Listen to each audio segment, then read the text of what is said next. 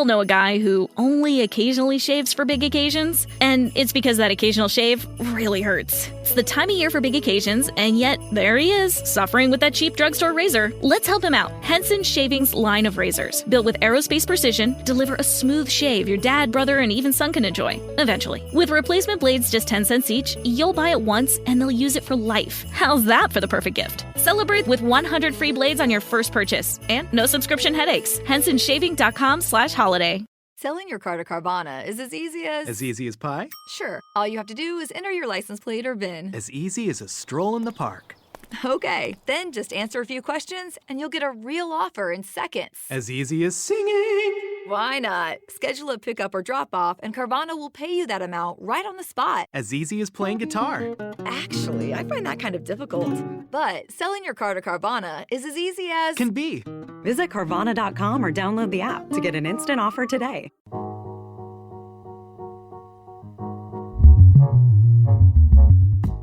What's going on, y'all? This is Maurice. And this is Katha. And you are now listening to the No Fruit Podcast. And you can listen to us on wherever you listen to podcasts. Exactly. We thank y'all very much for tuning in with us today. And remember, Kath, what do you say to them for them to stay what? To get fit. Check us out on Facebook, Instagram, and Twitter. Yes, y'all. So today, we would like to speak to you about marriage. What did you say? How did you put it? Marriage ministries. Marriage ministries. Yes. I'm sorry, I had a brain fart for a second. So today we're going to speak about marriage ministries, and do you think that they are important or not? Does your church actually have one? Have you been to any? So those are some of the things that we're going to talk about today. So Maurice and I were sitting and talking at dinner, and it just came across to me, and I said, we've never had a marriage ministry in one of the churches that we have attended. Right. And then I questioned, well, do we know of any marriage ministries that are in our area? Do we know of any local churches that offer marriage ministry? So often I hear about children's ministry, children's churches doing this, and the Right. children are doing that, and they're Right. putting on this play, and they're going to the Great Adventure, and they're going on this trip, and they're doing all these great things. And it's wonderful that churches are investing in our children. Right. But I think also they should invest in marriages. With that, I also have gone to churches that have had seasoned saints ministries or senior ministries, and it gathers the older saints together, and they talk about things that they have going on in their lives, and different speakers come out and talk about different benefits that they should be aware of. I've even been a guest speaker at one of these seasoned saints events. Well, I talk to them about arthritis and what it is and what they can do to deal with the pain Right. of arthritis. Right. And I've done that at several churches that have had groups for the seasoned saints. Right. They also have, I hear on the radio and so many other things about singles ministries Right. for those who are single and they're seeking or, patiently waiting, whatever it is. I hear a lot about that, Right. but I really haven't heard much about marriage ministry. So Maurice, what about you? What have you experienced and heard? For myself, I have heard the term marriage ministry. Yes. I just can't tell you who had it offhand, where to go, because it's not something that I hear frequently. Correct. So, to answer that question, I couldn't tell you.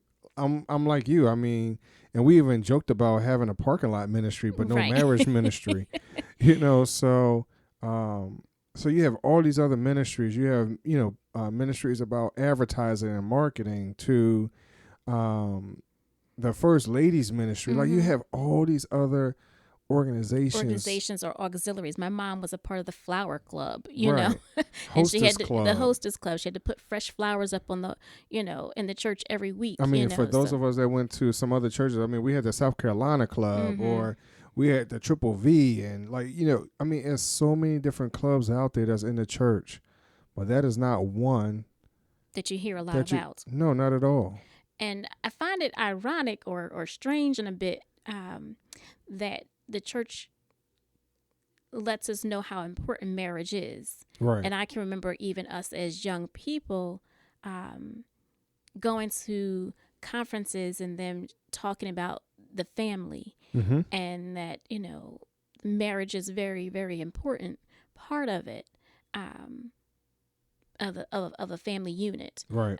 And they went into the structure of a family unit and how marriage is a part of that. But just again, it didn't say, okay, from this point, marriage ministry will develop and we want you to go out and start a marriage ministry in your local church. It Right. didn't go there at all. They got together and said, hey, those who are between the ages of 25 and 40 need to do something and get together, but it wasn't marked as a marriage ministry. So I guess my question a little bit is to our listeners, like, is that something that's important? Do you feel as though that marriage ministry is important, that it's needed? Especially today, in today's society, when so many people are getting married and then getting divorced. Right. So many marriages are ending in divorce, or marriage just means different things to different people as Right. well. As you do some research and you hear about what's going on in the world, some people are married. I mean, there's reality TV shows about people who are married to sister wives, that they have, multiple wives. There's people who are doing so much. And I think, what the culture is doing and showing of marriage kind of is like not godly. There's marriage boot camp on, TV. I mean, I think in some, like, for an example, like, when you talk about like marriage boot camp, right? Mm-hmm. I'm not sure if it's shown as not godly. I think that some of the shows, they strive on controversy. They strive on conflict. So marriage boot camp, just for an example, I think is just the conflict that you have in marriages. Mm-hmm. And, even when one of the shows that we watch is, Married at First Sight. Mm-hmm. And even with that, again, they're talking about marriage, but they're focused on the struggle of having this marriage and trying to maintain it and keep Mm-hmm. it. So I think there's a lot of things that they, as far as what was shown to us, is just the struggle and not the enjoyment of marriage. I mean, but what I'm getting at is God is not the center of those marriages. And even with that, it's hard for those of us that understand media, we understand that some of that is not going to sell, Mm-hmm. right? I mean, but you can have maybe one couple that is thinking of that and focused on that, and not saying that it has to be that way with every couple that's on the show. I mean, I think when you look at the who was that guy, that couple that had like 20 whatever kid, I can't remember the name of the show, Mm-hmm. and they lived on a farm and Right. Mm-hmm. whatever else.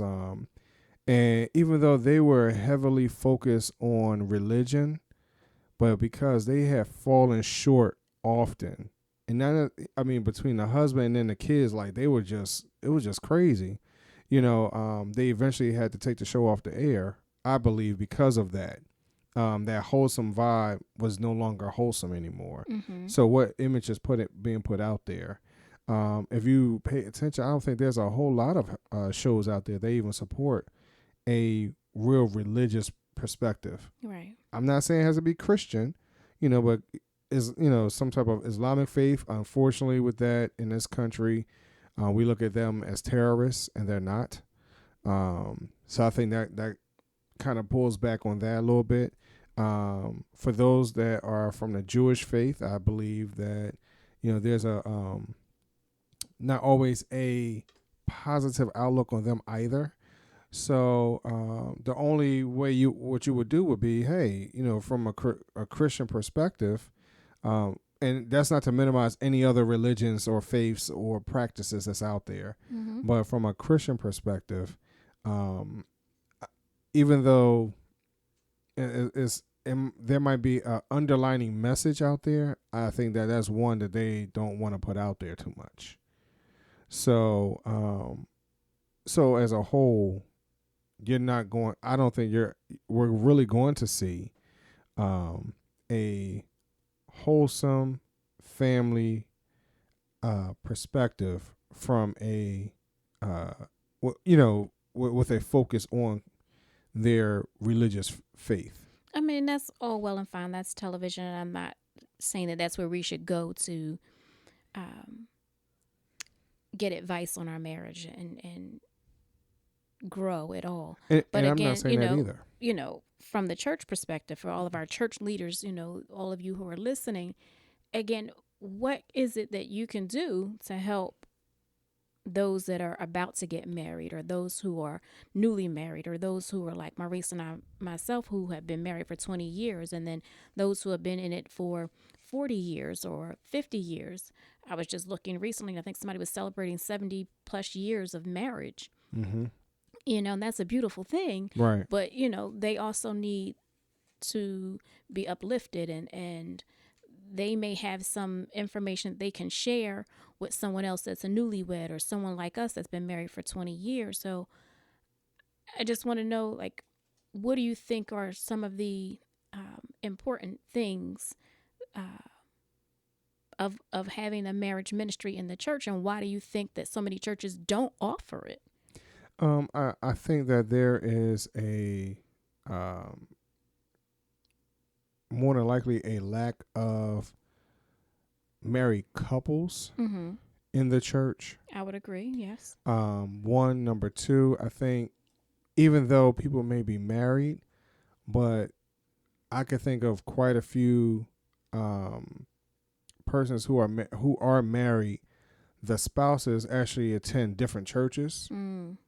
And I will also say that those that are normally married are the pastor and first lady, or the pastor and the first man, and in that, or pastor and pastor. So with that being said, a lot of times their duties are already thin, right? In my opinion. So, and their call, is different than right. leading perhaps that type of ministry, depending on the size of the church. I understand, but again, why do you think, other than the fact that there's not a lot of couples in the church? For me, I would agree that there's not a lot of couples in the church, and that could make it difficult to start a ministry. If you don't have any children in your church, then it's kind of hard to start a children's ministry. Right. But sometimes, as your mother used to say, if you build it, they will come. Yeah, right. So if you build a children's church and a children's choir and a Sunday school, or, whatever it is, and you don't have any children, but you put it out there that, hey, we have this available. Right. And you have your teachers, and you're all ready and prepared. So when the children do come, or when you're able to go out there and get them, and you do bring them in, that they have something that they're coming into. So, I can't say that there's no one in church that's married. And so again, the husband and the wife may not be there at the same time, or like you said, they may be fellowship in different places. But if I fellowshipped at A church and you fellowshipped at B church, and I came home and said, babe, my church is having a couples ministry night, I would love for you to attend with me.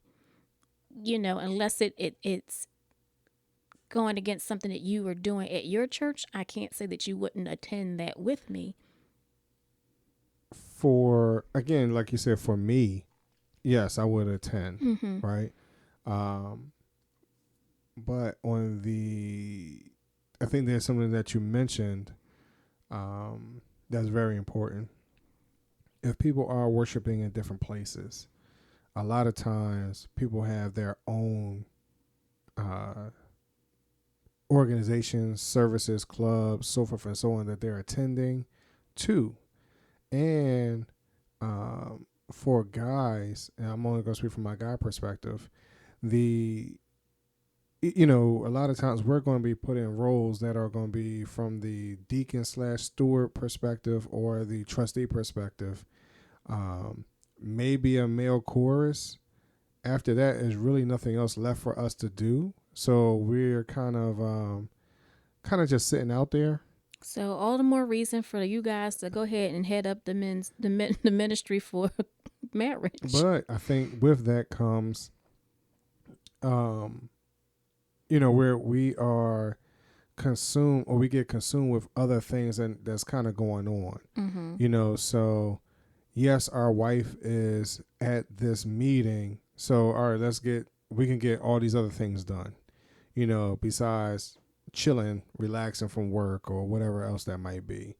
I know for myself, between helping out with the kids, really being a decent role model for my son and my daughter, sometimes you get caught up in other stuff and you're not, whatever they have going on, because you don't necessarily have anything planned, you kind of end up being a taxi for them.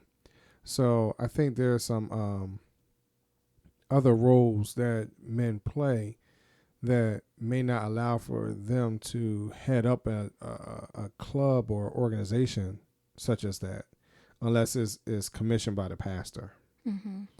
So pastors out there, please commission your men and maybe some of your women to go ahead and start that the couples ministry, the marriage ministry. I was just looking around at like some ideas and things that people could do, and I think a lot of them we do already in church, but if you have the focus that this trip that we're sponsoring is being sponsored by the couples ministry, the marriage ministry, then only married people will go. I think one of the churches we did attend, a friend was having a couples marriage ministry weekend around Valentine's Day up in the Poconos. So that was something that was just focused on you being married, and around that time they went away for I think a night or something like that. Mm-hmm. And it was just for married people, but it was a ministry, and that's what they did, just getting out and doing things with other married people. Yeah, so I think as we're talking about the marriage piece, I think that married couples overall, they kind of get together anyway. Mm-hmm. But I believe that a marriage ministry can really help in the spiritual growth of the marriage.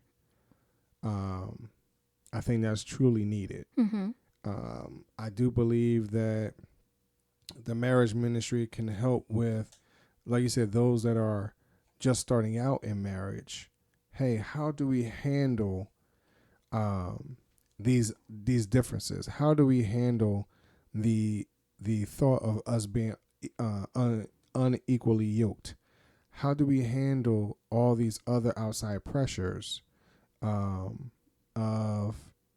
this commercial, this girl is looking nice or whatever else. I want my wife to look like that, but my wife can't, she's pregnant, or she can't lose the baby weight or whatever else. You get what I mean? And then, and on the other side, I like that guy. He's really, really buff. My husband used to look like that, but now he's getting a little, little pudgy, so sometimes you need that support system around you. Right. And I think, which is what I'm sorry, real quick, which is what I was kind of alluding to earlier, because everything that you see on TV are the model-esque type people and not really the homey type people.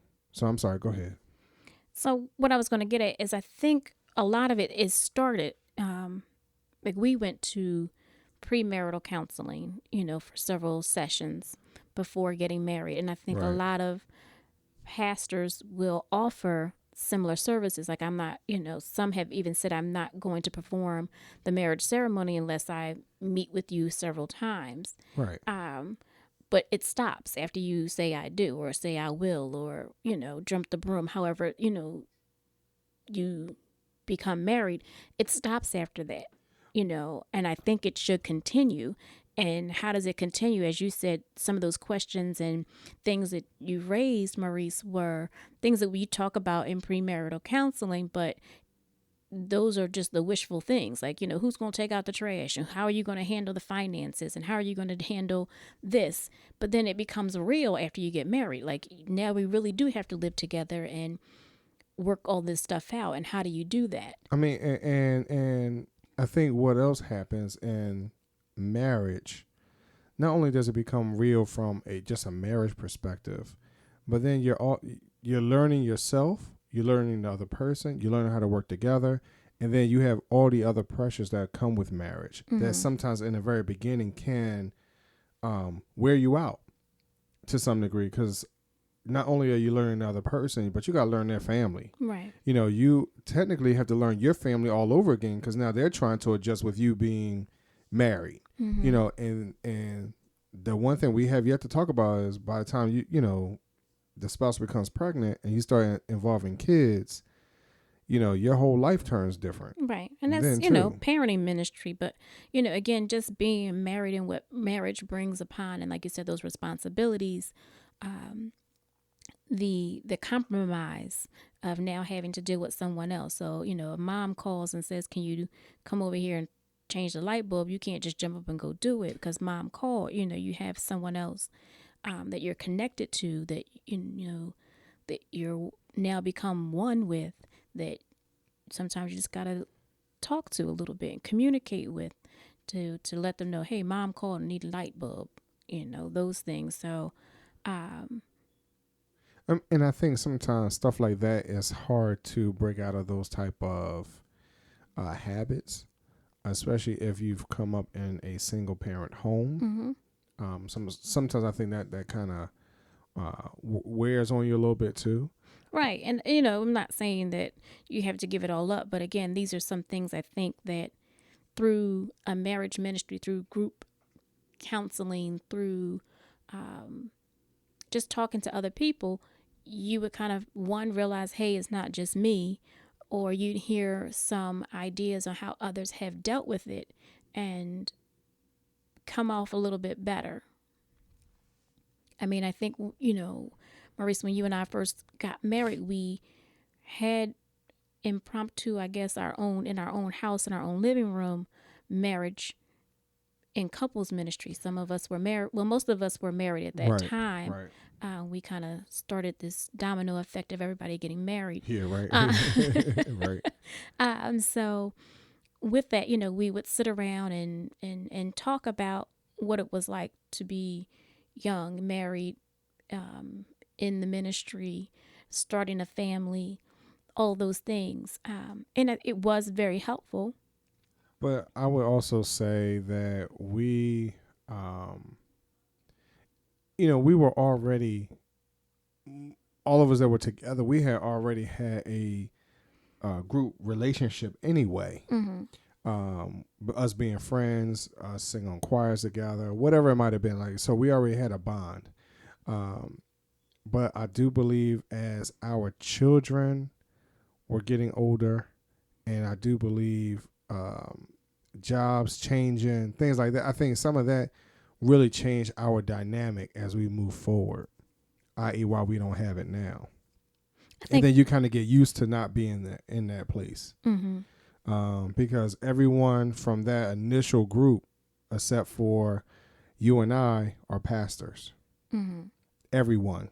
Every single one. So, even though some people will say that we're pastors in our own right, and that we are, quietly bishops, whatever they might call us. But I believe everyone had gotten so caught up in their ministry and their work at church and schooling and things like that. So as I'm sitting here thinking about it, I mean, I'm kind of glad I was able to work this part in, because I think this is where marriage ministry marriage ministries in churches, I think this is probably why they falter a little bit, because you might have a couple that's starting out and coming frequently, but then as life starts to change, unfortunately, the participation starts to change. And then come to find out, you don't have as many people there as you once did, and then all of a sudden it dies out. I think that because for myself, any church that's under, this is only my opinion, y'all. You could say how your own experiences, but my own experiences and people that I've talked to, the only churches that have a thriving or appearance of a thriving marriage ministry are those churches that have over 500 members.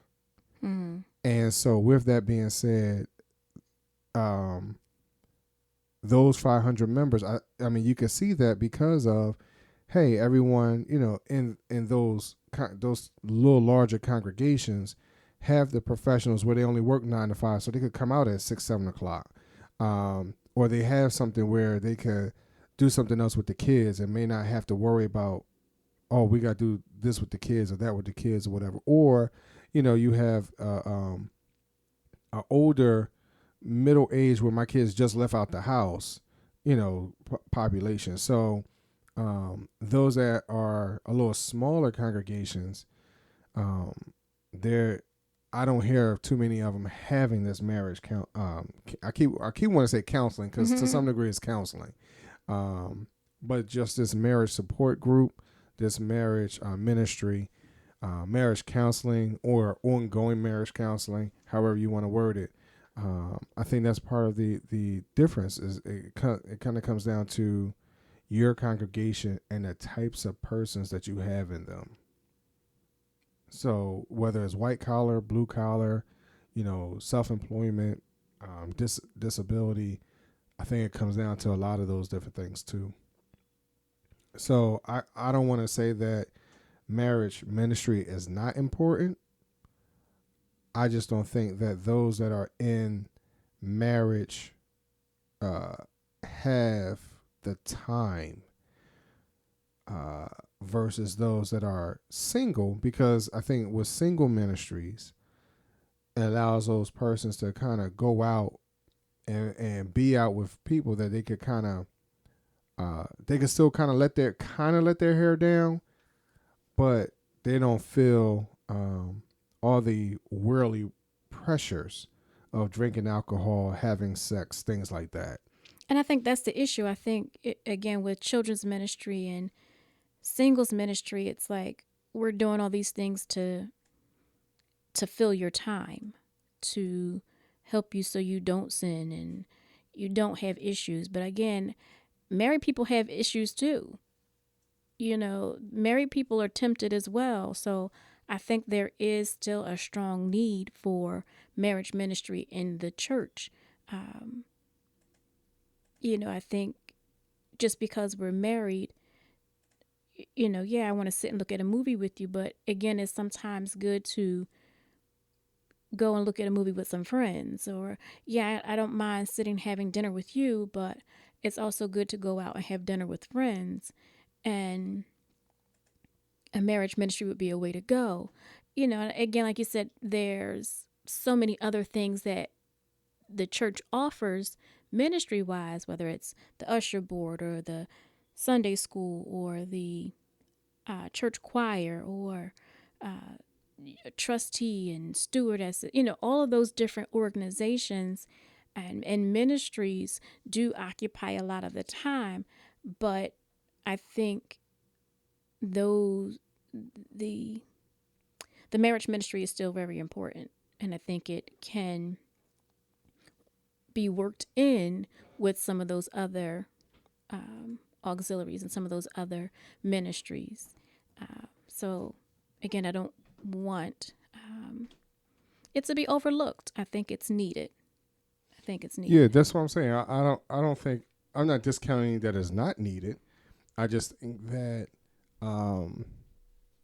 we just need people to kind of head it up.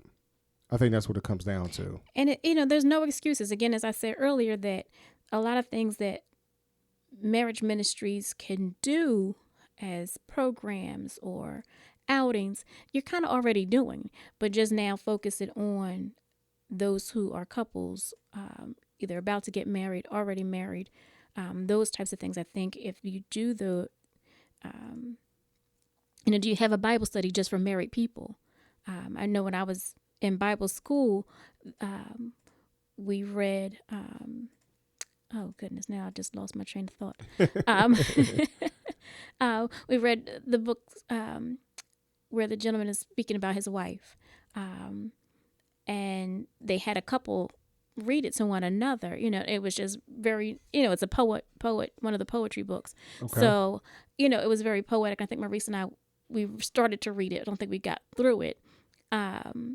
So, do you start there? You can start somewhere.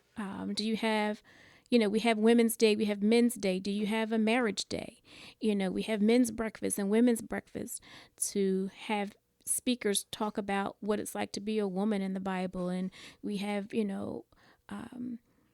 Women of the Bible conferences and, different things about men in the Bible. But do we talk about marriages? And marriages is there in the Bible. Yeah.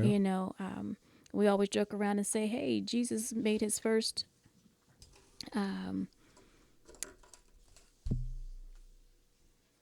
miracle at a wedding. So somebody was getting married. So I just think it's important to bring up how marriage and understanding that it is a ministry, that it is of God, and God blessed marriage.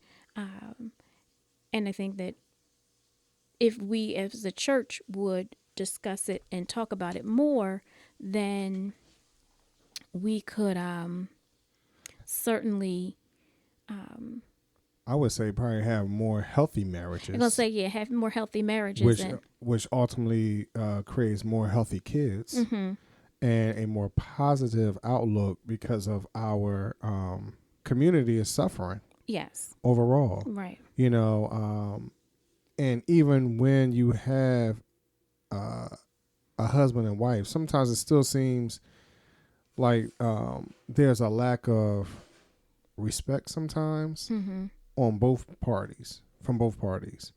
And again, as you said earlier about just watching TV and things like that, we get kind of consumed with that. And sometimes the male looks like a little weaker than the female. So we just kind of, there's a sense, and I'm not against, black girl power or anything like that. It's just that, I'm not sure how to move forward with some of that. And why are we, not empowering our own people right overall. So overall, we hope that you all got something out of this, and let us know if you have a marriage ministry. Maybe we'll come and check you out. Right. If you're thinking about starting one, let us know. We can certainly come, and we would love to come out and be a part of it, right. and kind of hear what's going on. And then certainly check us out on Facebook, Instagram, and Twitter. Let us know what's going on. Are you having a marriage ministry? Have you heard of any churches in the area that have one? Right. Post up and let us know so the others in our community can certainly see what God is doing. Right. So God bless you all, and thanks for listening. Tune in next week, and maybe we'll have something little special coming up for y'all. Maybe we'll turn this whole marriage thing into a series. I don't know. I'm thinking about it now that we're talking about it. Yeah. Let us know your thoughts. Right. All right, y'all. God bless you. Thank y'all very much. And we will see y'all next week. Peace.